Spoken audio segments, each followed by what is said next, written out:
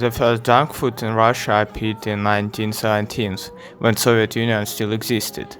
It was the Pepsi. Actually, Pepsi appeared in 1959, but not for everyone, at the first American National Exhibition in Moscow. In 1972, an agreement about trade and cooperation was concluded between the United States of America and the USSR, according to which Pepsi began to promote Russian Stolichna vodka in the United States in exchange for the possibility of selling Pepsi Cola in the USSR. Chairman of the Council of Ministers of the USSR Kosygin and President of Pepsi Kendall agreed on vodka Pepsi butter for 1 liter of vodka per 1 liter of Pepsi. In the Soviet Union's market there were pure lemonade and Takhun besides Pepsi. Takhun is green sweet carbonated drink made from Tagon plant. I don't know why, well, among my surroundings this thing is not very popular. Stop. Are there even people that tasted this stuff outside of Russia? If you did, leave a comment below.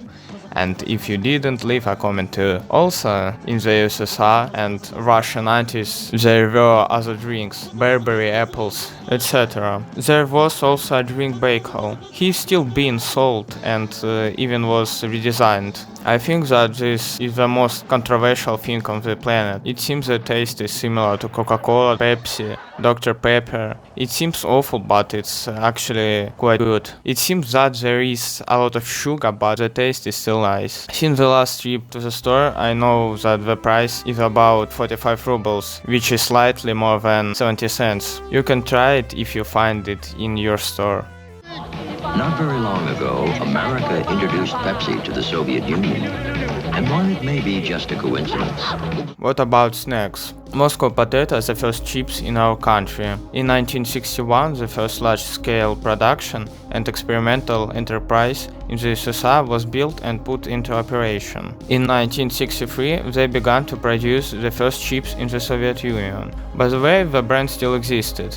But the chips were not available everywhere, and the people of the USSR treated themselves with bread, with sugar, gingerbread, and similar stuff. 1990s, USSR collapsed, and the market began to fill with foreign snacks. But after a couple of years, the economy collapsed, and there was a collapse after collapse. It was the 90s, and collapses happened almost every day. So chips and similar things became unavailable to people. Then there were sukhariki. It was a dried bread with different spices. The first croutons was chapsi. Rye bread was cut and sprinkled with salt. It was something new for people, and they started to like it. So they were also cheaper than chips. The manufacturer immediately created a patent for this technology and promoted this patent for a small amount of money. Unable to withstand the competition, the brand left the market. After the departure of Chapsi, a huge number of brands came to the market. I want to tell you about 3 of the most interesting in my opinion.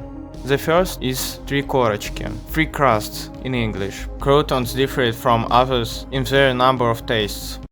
Cheese, bacon, tomato, red and black caviar, salmon, eggplant, mushrooms, goose, and even smoke.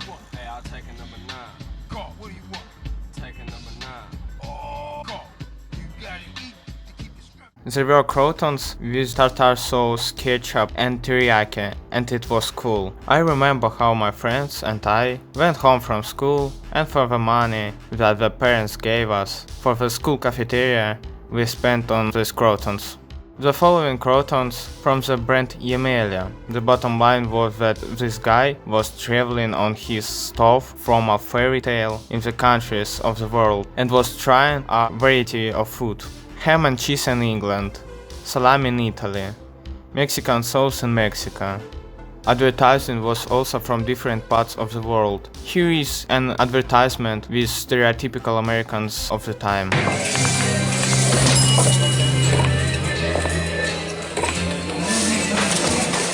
Привет. 2 пива, пожалуйста, и что-нибудь особенное. Кто это? Это простой русский парень, который покорил пол Европы и всю Америку. Как его зовут? Емеля. Емеля. Круто. Емеля. Естественный выбор. And the last of crotons, these are мягкие сухарики. In English is soft crotons. I remember them more than other.